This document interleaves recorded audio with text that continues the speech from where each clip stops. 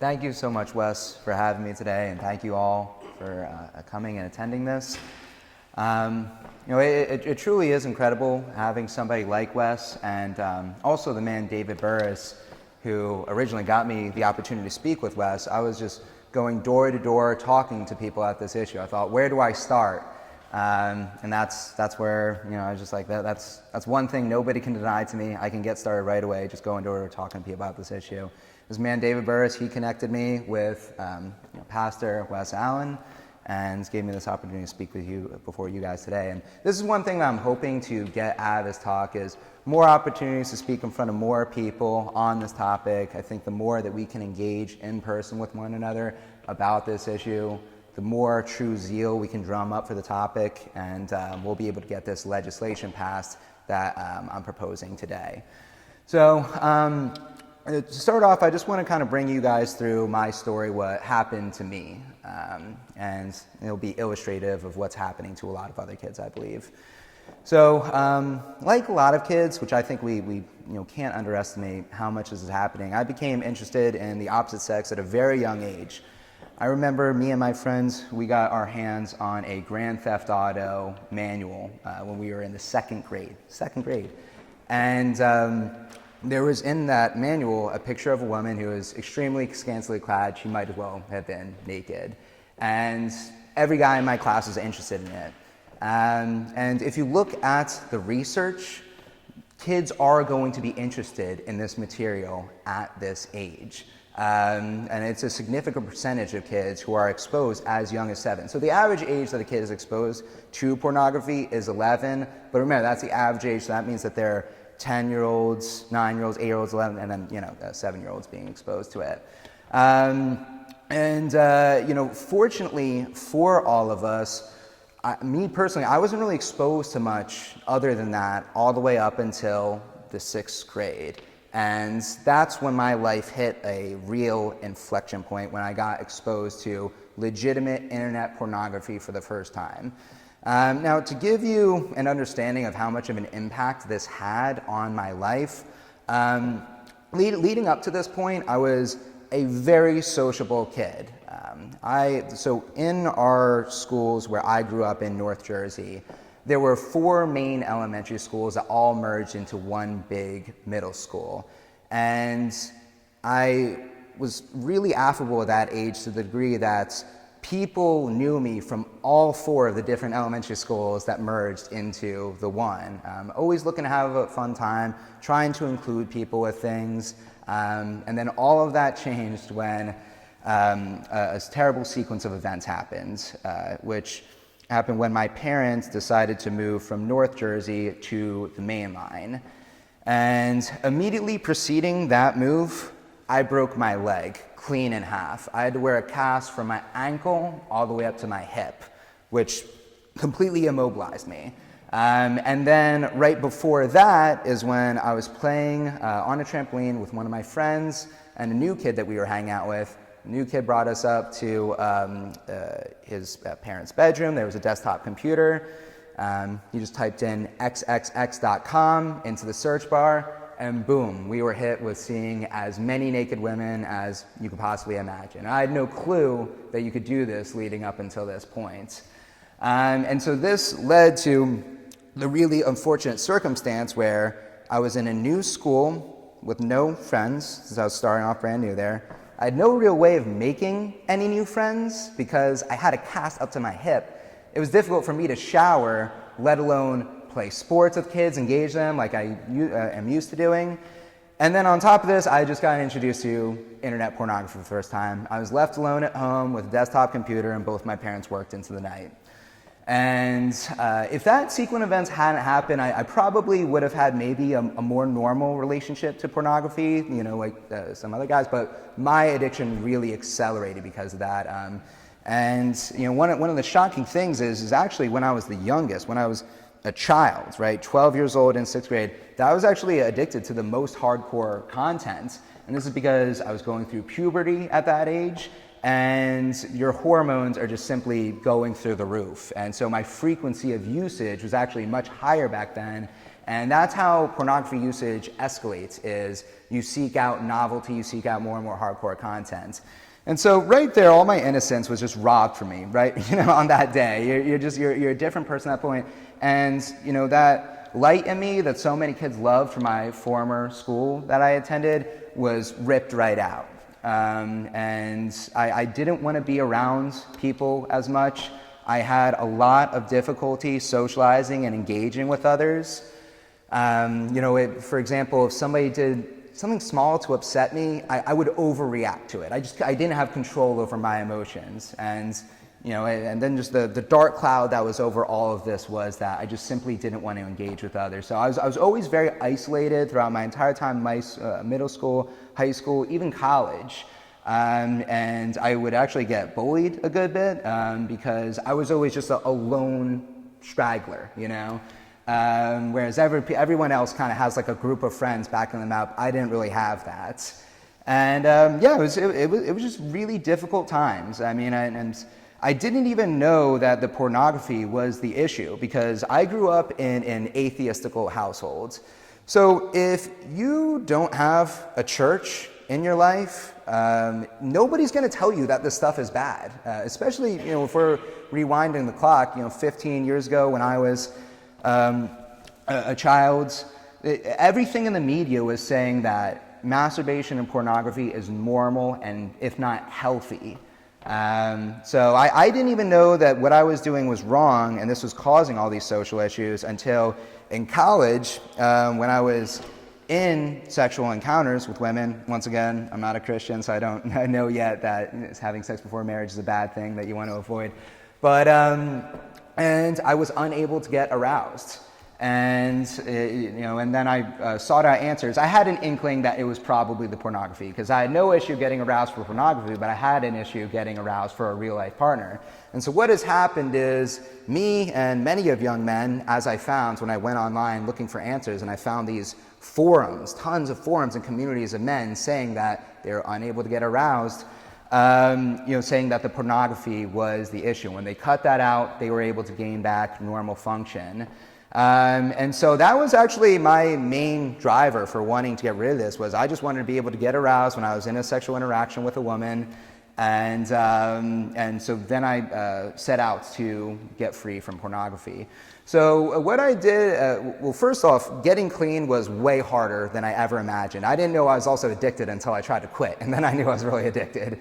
But when I did try to get clean, what originally worked for me was I researched what the negative effects were of pornography on the human brain for 15 minutes every single day to lead off my day. And somehow one day that coincided with me having a really busy semester, and I was able to get clean for 100 days straight. No porn, no masturbation. And what I found was really shocking.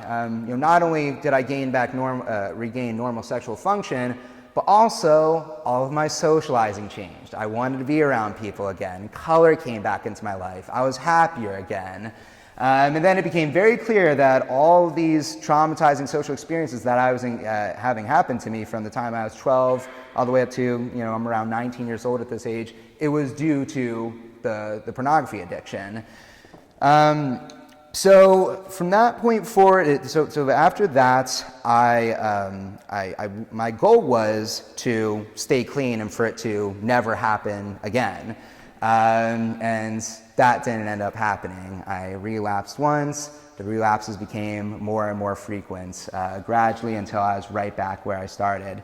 But, some interesting things that happened during this time was when I did get that first 100 days free when I was in college, I was talking to my friends and roommates about it, and they were all just shocked and amazed that I went 100 days without watching pornography, which just shows you how much of an issue it was for all of the men there.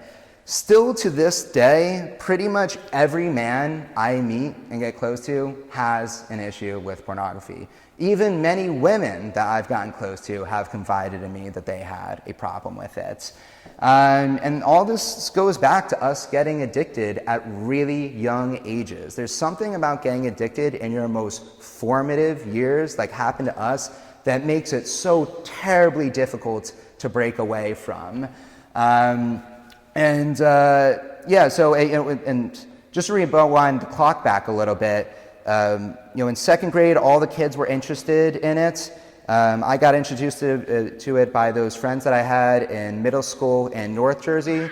Then when I moved to the school, the new school that I relocated to in the sixth grade here on the mainline area, all the kids were addicted to it. Everybody was talking about it. Every single group of friends, it was clear from their discourse that they were watching it together, and it was just a regular part of their lives. Mind you, we're all 12 years old, 13 years old at this age. And that's one thing that I highlight also about that word, exposed to pornography. Me and my friends, all of us, we weren't just exposed to it at that age. We were all addicted to it. And I think a lot of parents, Phyllis made the great point before, like, my parents thought I knew what I was doing at a young age, but really they didn't. I think a lot of parents, they have no clue what their kids are doing when they're alone in their bedrooms. They don't realize how savvy they are with the internet. And my parents, it just absolutely blew my mind, had no clue that I was using this material at this age.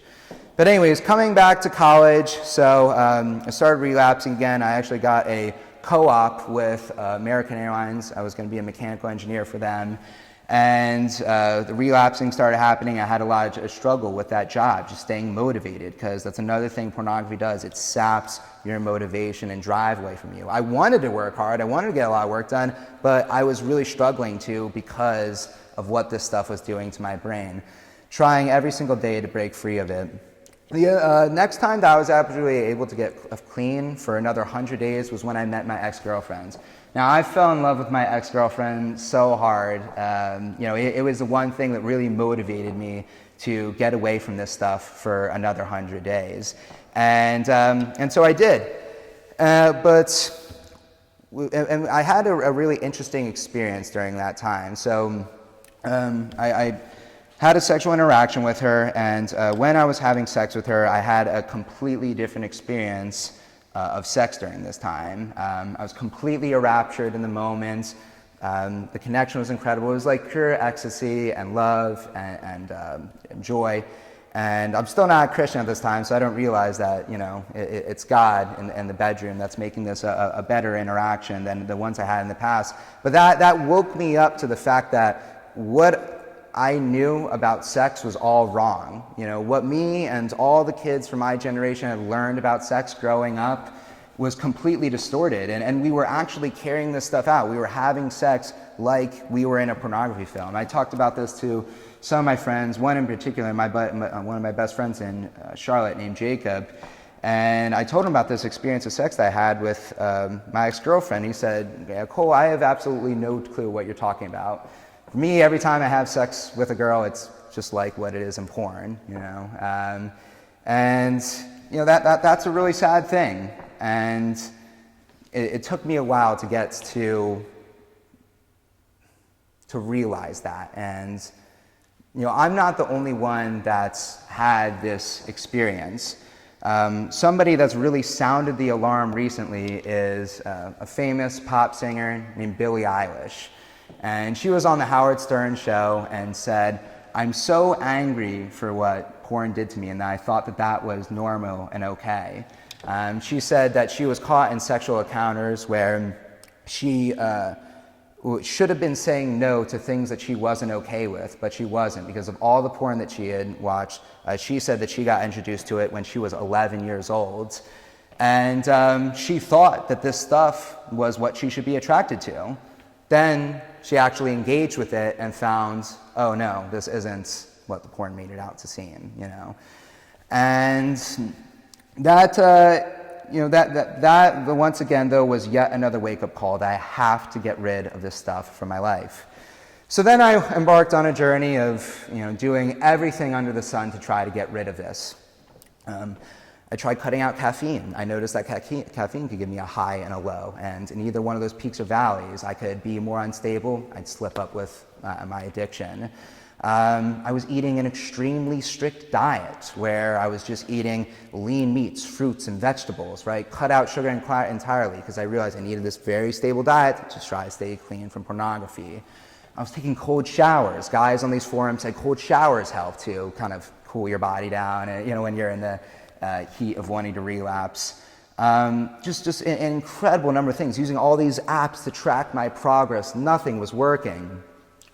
Finally, I actually enrolled myself, if you can say that, in AA, because one of the things that my porn addiction did was it made life so dull that just for a little bit I wanted to feel alive, right? And so that would lead me to abusing alcohol, drugs, things like this. And actually one of my biggest impetus for joining AA too was I, of course, realized when I got drunk or drank, my inhibitions were down. I was more likely to relapse on pornography. So I joined AA, and I was able to get a good amount of sobriety time with that. That really wasn't too hard. The pornography was a different issue, and I noticed this with the guys in the program. So AA led to me finding SA, which SA stands for Sexaholics Anonymous. For a while, I kept searching on the internet for Porn Addicts Anonymous. I was like, there's got to be something like this for porn addicts, right? And there was nothing, right? I didn't realize that they were putting porn addiction under the umbrella of sex addiction, and that's where I should have been going the whole time. But anyways, finally I do find Sexaholics Anonymous. And it was just a totally different, level of effectiveness, I guess you could say. With Alcoholics Anonymous, it seems that people could just simply go to meetings every single day, do a little bit of step work, if that, make some phone calls, and you had all these kids in there that would have 3, 4, 5 years sobriety, young kids, But then when you were in Sexaholics Anonymous, every single person is relapsing pretty much every single day. We're all struggling to get a week free. And this was yet another one of the things that I tacked onto the list of things that I'm going to do to get free of this addiction. I was attending SA meetings every day, doing tons of step work, which means I'm going throughout my entire life history, looking at the things that I did wrong, trying to make amends to the people that I hurt, to get me closer to God, to help relieve from the obsession. And all this stuff I do think helped me.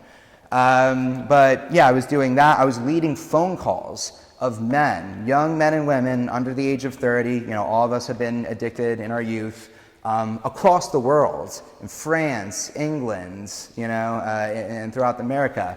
These were all the lengths that I was willing to go to get rid of this addiction that I knew was destroying my life, and still wasn't enough, I found.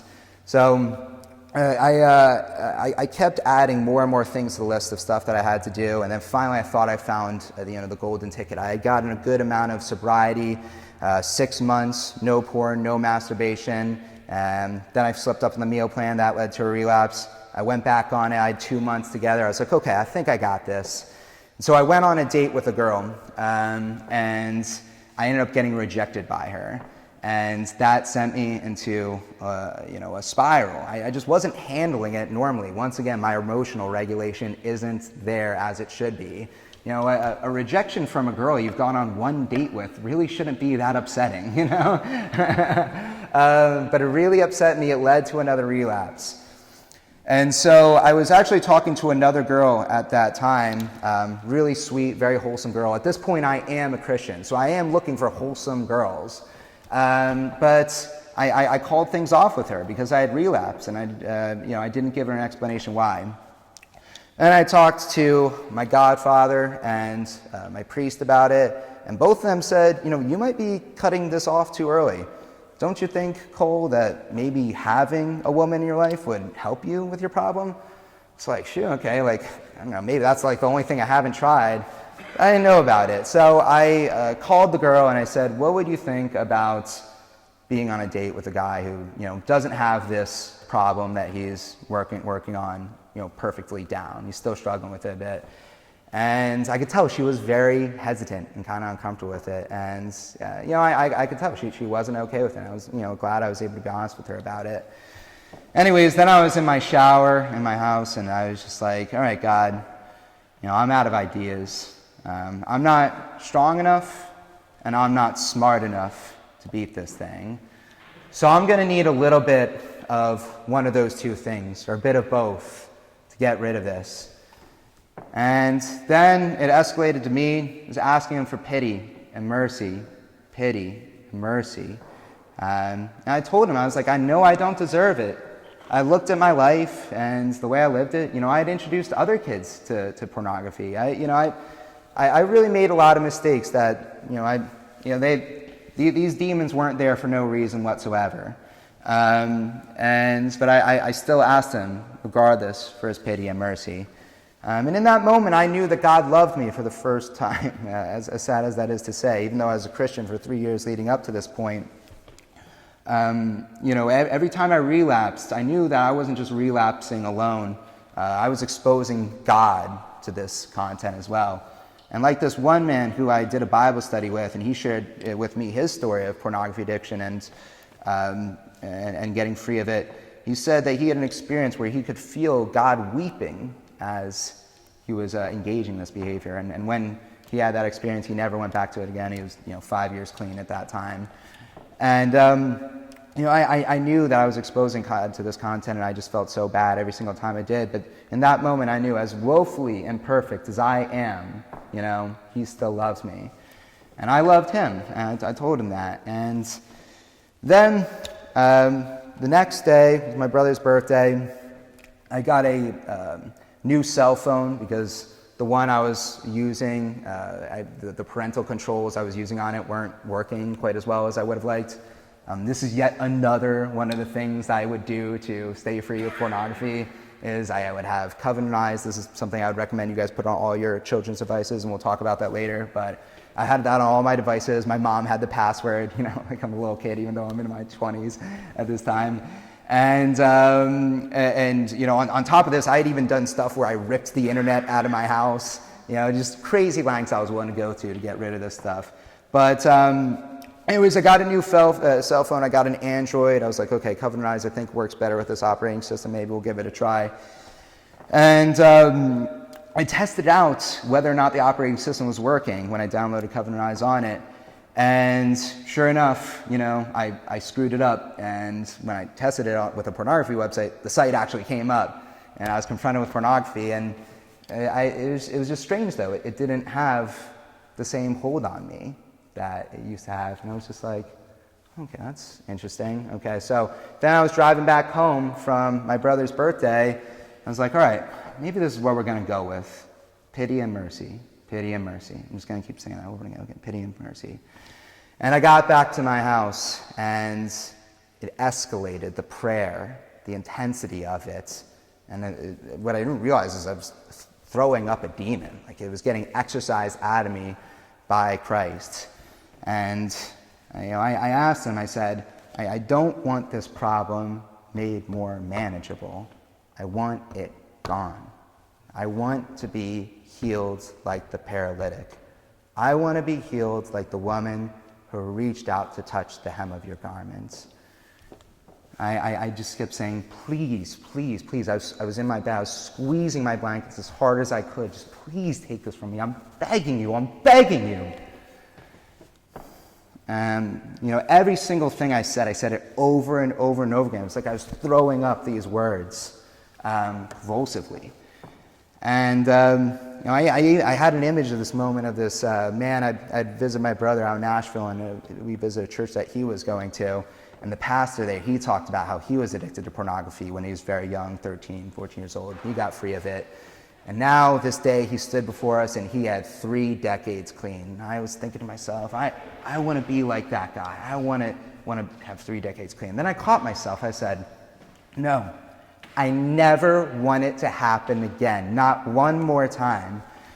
And it was interesting. In this moment, it was like I had God's ear, and my wish was his commands, and he was going to give it to me. And I even had more experiences where I was seeing the faces of not only the women, but even the men who I had seen in these pornographic films. And I just kept saying over and over again, I'm so sorry that happened to you. I'm so sorry that happened to you. We can get into this mode where we're all blaming each other. That would happen sometimes in my sex addiction meetings. These guys would have these shares, so they'd say, and we're creating the market for this awful industry that's hurting these women, trafficking them. And I was just like, dude, I don't know what to tell you, man. I got addicted to this stuff when I was a child. I don't feel like I chose this, and And I don't think it's necessarily right for us to blame ourselves for creating this mark of them. Yes, we should all try to get free from it. And I know we all do want to, right? But I don't know when I say that's productive. It's not productive for me to necessarily blame them for creating the material that I'm addicted to. In this moment, I just had compassion for them and what they went through. The women and the men are suffering. And the prayer kept escalating. And then at one point, I said, "And Lord, take it from me." I lifted up my hands. I felt it lift off me. And that was about a year ago. I haven't masturbated. I haven't watched pornography since for a full year. I'm 29 years old. And I didn't even need to be at a year. I knew the next day it's never going to happen again. I went to Best Buy, I got a new laptop. I could have a laptop now that doesn't have all these filters on it. I took all the filters off my phones. It's never going to happen again. Now, if I see a woman who is even scantily clad, it repulses me. Not that I think she is repulsive. I mean, she is an icon of Christ. But what the devil is doing to her body, right? Or what is doing to her to where she feels that level of insecurity, that she thinks she needs to reveal herself in this manner to gain attraction in men, that is what repulses me. I don't even watch mixed martial arts anymore, which is my absolute favorite sport, because of the ring girls. I hate the ring girls, you know. Once again, I don't hate them. Why do they have to be there? You know, and this is just littered throughout our society. And it needs to be put to a stop. And so that's my story, guys. That's why I'm here before you today. I hope you can understand from the arc of that how intense this addiction is. This isn't a little thing our kids are getting addicted to. Oh, they're seeing a little, new girls here and there, Playboy magazine. It's totally different now. They have access to high-speed internet pornography. It's as many women as they want, whenever they want. And men. I shouldn't leave out the girl, because there are so many little girls getting addicted to this stuff too. If you look at the research, under the age of 30, it's over 90% of men are addicted to pornography. Roughly 60 to 70% of women. Sometimes the women's numbers are lower, but that's largely a lot of times due to the fact that it doesn't factor into porn literature, which women have much more of a propensity towards. So things like 50 Shades of Grey, but you even have these porn literature sites where they just cut out the story. It's just all pornographic words and imagery.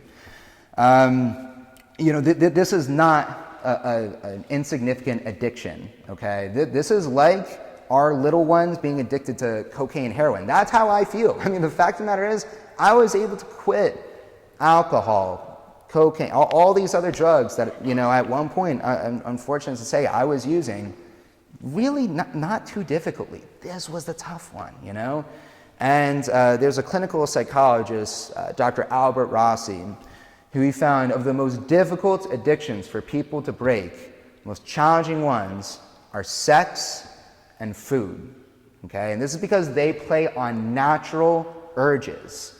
So you're going to be much more driven towards those ones. And I can tell you as a personal trainer, like food addiction is difficult for people to break, And, and I can tell you from my personal experience, this one took everything I had out of me. Only by the grace of God was I delivered from it. And the fact that it was the grace of God that delivered me from it should also tell you something about the nature of this addiction. It's demonic, If only our Lord, who is just pure goodness and life-giving force here on earth, right, in this universe, if he was the only one that could deliver me from it, then clearly the one that was enslaving me to it was our sworn enemy, the devil.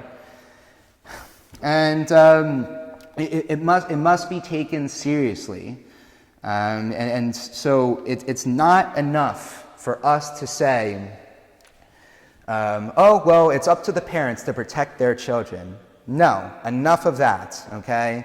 In every other sector of life, if we have laws that extend beyond the home, it's not enough for me to bar my kid from drinking alcohol in the house, okay? I want to live in a society where I know he can't just go into a liquor store with his friends, get a bottle of liquor, and, get up to something that could really injure them, right? And thank God we live in a society like that. with gambling, with marijuana now. A lot of these ones, you have to be 21. You have to be 21 to gain access to them.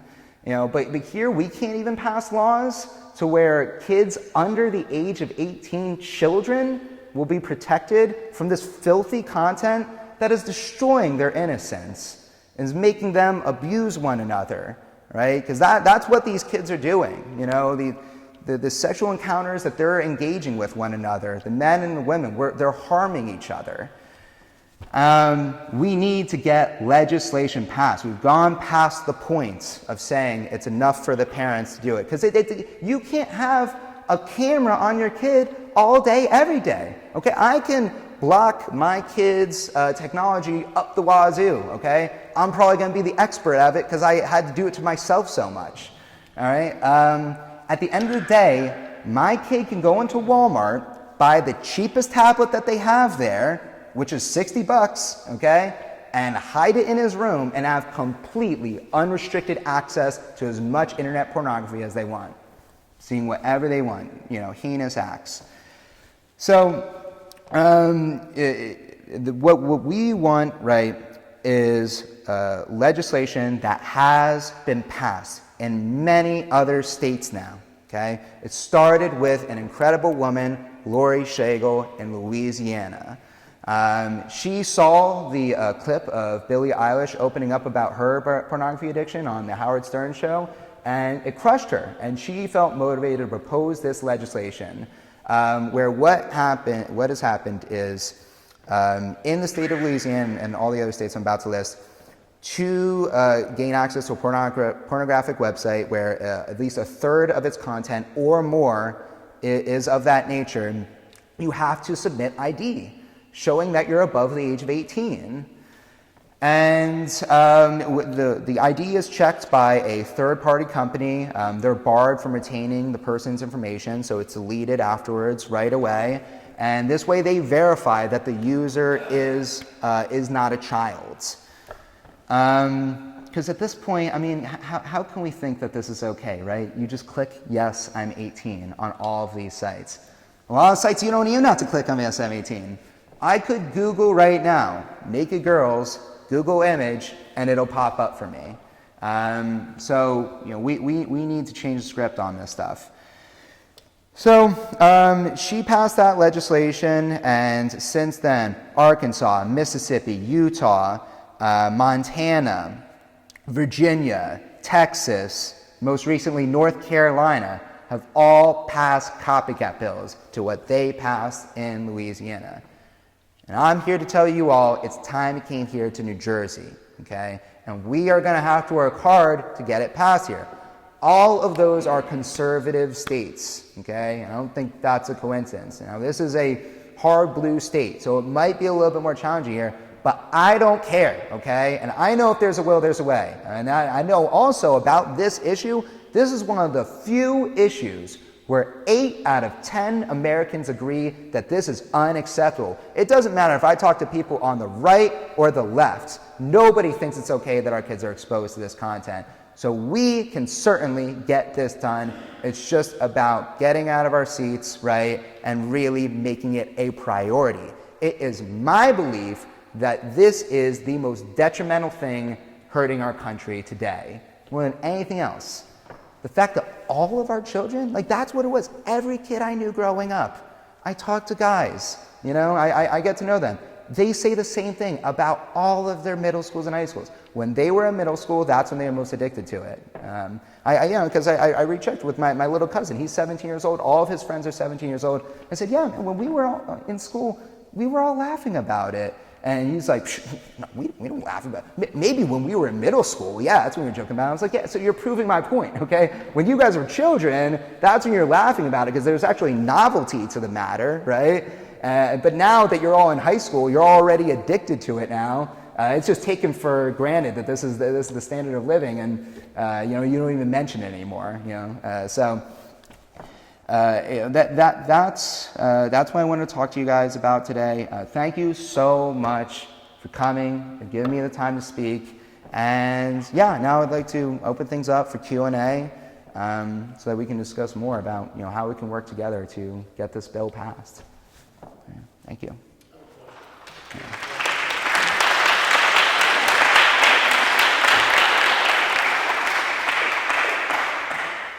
Okay, so there are two bills. The one that I was originally talking to you about is Bill S-650. That has been introduced. It actually was introduced 4 years ago, but it just keeps getting pushed back. They never put it up for a vote. That one's different because that one, what will happen is every internet-capable device will come with parental filters on it as the default setting. And only when the purchaser provides ID showing that they're above the age of 18 would they then get a code that they could put into the device, and they would get unrestricted access to the internet. So that's one bill. And then there's the copycat bill to what they had in Louisiana. That's Bill HB 142. That actually hasn't even been introduced here yet. I was originally campaigning for getting SB 650 put through just because I think it would be a good win for the issue. And I actually have a meeting with the man who introduced it, Senator Arroyo, on the 18th of this month. But I am going to talk to him about getting the Louisiana bill proposed as well. So that would at least give us a senator. Hopefully, if he can understands the need for it, we can get that bill introduced as well. But yeah, it's pretty much at zero right now. It's been introduced, but it needs to get passed through multiple committees, the House and the Senate and the Assembly, and then it goes to the governor's desk to be signed into law. Yeah, there are many Democrats. So I was able to actually get Troy Singleton to put his name on Bill S-650, and then Nellie Poe, Shaniqua Spite. These are the two women that actually need to put it up for a vote in the House and the Assembly. Poe is a co-sponsor for it. I don't know if Spite is yet. But whenever I show the bill to people, they're like, wow, this has a ton of bipartisan support. They're always amazed that it hasn't been passed through yet, So yeah, that's not the issue. It's just about them realizing that it's a priority. The main pushback, honestly, that I'm seeing is how the media is really approaching this issue, which is just dead silence about it. Until I talk to people about this, nobody knows that this legislation has been passed in 8 states right now. Like a raise of hands here. Did anybody know that this legislation got passed in 8 states? Okay, so only Wes, because I told Wes about it. The media has just been absolutely silent on it. So, I mean, that should raise some alarms to people, right? I mean, we know about every little race conflict that happens in this country that can, cause people to hate each other. But somehow this massive piece of legislation gets passed in 8 states and nobody knows about it?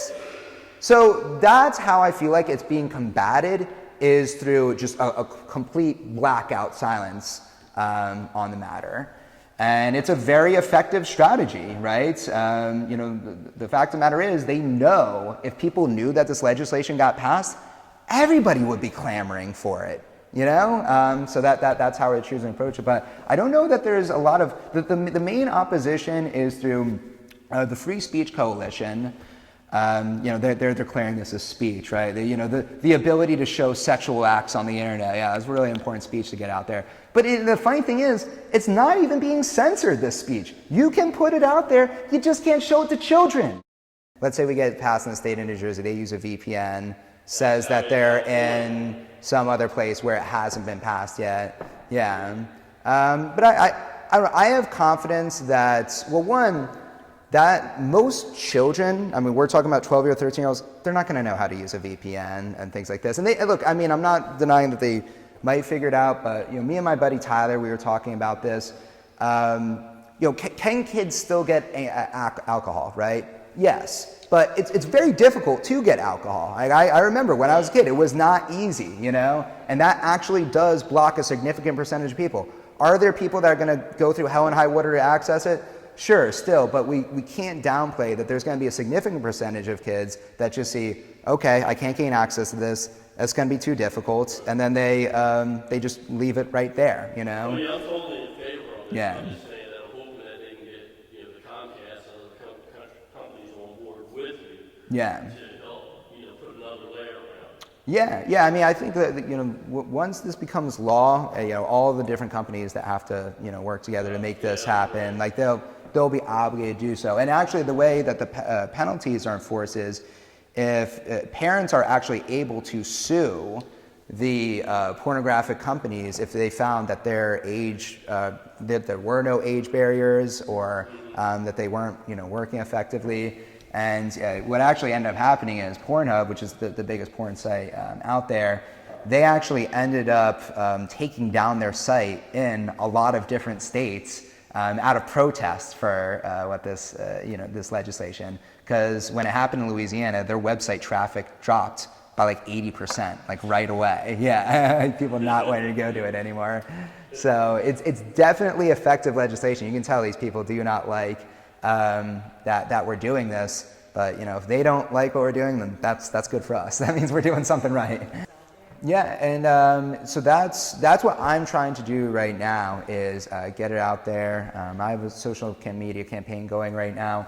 That's one of my requests for ways that people can help is through donating. 100% of people's donations are just going to go straight back into those ads so we can blast out. So if you visit my websites that I have for the nonprofit that I set up, I have a professionally done video on the homepage of it that's roughly 2 minutes long.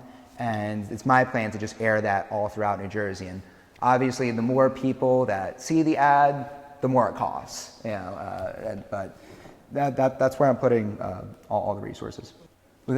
That's another thing that another big way that people can help. If you visit the website, once again, it's screen-newjersey.com. There's a how you can help tab, and that's one of the things that I have listed is. If any of you guys know people of influence, whether they're leaders of churches or they of businesses, of nonprofits, anything, if I can get more opportunities to speak like this, if you feel like this is a compelling story that could convince people, that's also a massive help. Definitely, yeah, Covenant is my favorite one for people to use because not only will it has the strongest filtering software, so it will filter out like the greatest amount of pornography, but also on top of it has this feature where it'll take screenshots of your child's device. And that's really good because let's say they do find a site that just slipped through Covenant Eyes Watch, it will still be taking intermittent screenshots, and so you might be able to catch a screenshot of, oh, yeah, they did find a pornographic website. And then what you can do is you can find out what that site is, and then you can add it to a block list. So they have like a custom block list, and you can just keep typing websites that slip through the cracks in there, and that'll block that. And then the other great thing about Covenant Eyes is they have incredible customer service. If you call them, you'll be on the phone with somebody in 10 seconds. Like every single time I called them, they were right there. And then if you are above the age of 18, I do recommend joining a fellowship like SA. Even though ultimately there was that crescendo moment of deliverance that got me to where I am today, I do believe that all of the things I did leading up to that did help. And the work that I did there, it helped me to get to where I was that night. So, and then I was even thinking, like one of the unfortunate things about SA though that's different from AA is in AA anybody can join it. So you'll have 15, 16-year-old kids in the room sometimes who, they've just really, went wild with that stuff fast. In SA you can't be in it if you're under the age of 18, which I do think is appropriate. Like you don't want minors discussing, their sexual addiction with adults. But I would be interested to see if parents, things like this, could form groups where children could support one another, teenagers. So I don't know if that's something that's I wouldn't be able to, I don't think, form anything like that. But if you're a parent of a child, I think that could help them. What type of, it depends on the type of parental controls. I would say Covenant Eyes is the strongest. Yeah, and then on top of it, as we were saying, like if they can get around it, that being able to take screenshots of what they're watching, that's really helpful because it is tough for the filter to get like absolutely everything. It'll deter, I think, most kids from the bulk of it, but yeah, that's an extra safety net that I don't think you can downplay. I think it's valuable, and it's great that you're concerned for your grandkids. I think that's. I wish we had more grandparents that were really, excited about this issue. I think we will. Actually, I see a good amount of grandparents here today. So, thank God for you guys. It just blows my mind. Sometimes I go door to door with these. It's very rare, but there will be a person who're like, yeah, once again, that's for those people, their children to handle. And I'm just like, how could you not care about other people's children? It's just, I don't know. It never made sense to me. And so it's cool to see you guys, you're caring about generations, and, hopefully we can all come together and care about, it doesn't matter if we're related to, just all the children in this state, period. Another just remarkable thing to me is just to see how much power there is at the state level. When it comes to like legalization of marijuana on the one, but then on this end, blocking of internet pornography for children, I kind of got to this point where I was like, okay, like, I wish the best for everybody in the world, and I want to help all of them, in whatever way I can. But for the most part, like, this is my country, New Jersey. This is where I can make a difference. And, this is where I'm putting my focus, because I feel like we can make a real impact at this level. My generation, we were at this really critical inflection point where we were the first wave of kids that had access to high-speed internet pornography, these like YouTube-esque streaming sites where you can click from one video to the next.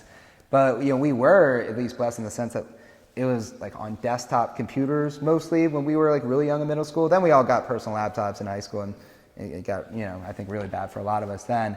But at least for that period of time, middle school, like you had to wait for your parents to be away to go on it. Now these kids have their own devices, so I can imagine it's probably third grade now that a lot of these kids, if it was like sixth grade, fifth grade for us. And and we just look at, we look at the amount of depression and anxiety, and I think one of the things I want to emphasize to people is I think everybody blames it on social media. Like that's the common scapegoat, and that definitely is an issue that's really doing a lot of damage to people's mind. And there's a ton of pornography on social media too. Instagram is pretty much just what Playboy and Hustler were like 30 years ago. Like that's what it is. But I think people overlook that a lot of this anxiety, depression, like social awkwardness that people are seeing with their kids, where they just simply can't interact with somebody face to face, it's coming from pornography. Like I can tell you, like I'm pretty addicted to my phone. Like I'm on my phone a good bit, but I have normal social interactions, function with people now because I'm completely freed from this addiction. It does so much damage to your brain. I can't understate it. It's truly shocking. I know it's a difficult conversation to have, but definitely talk to your kids about it, and but I know that's hard to do, but people got to do it because they really might not know how bad it is. Like I just had no clue. I had no clue when I was younger, and I think you can talk about it in a compassion and just like really like treat them like an adult in the sense of like logically bring them through like the negative outcomes of it. That will make a big impact as opposed to don't do that, that's bad. Well, thank you so much for being here. I appreciate it.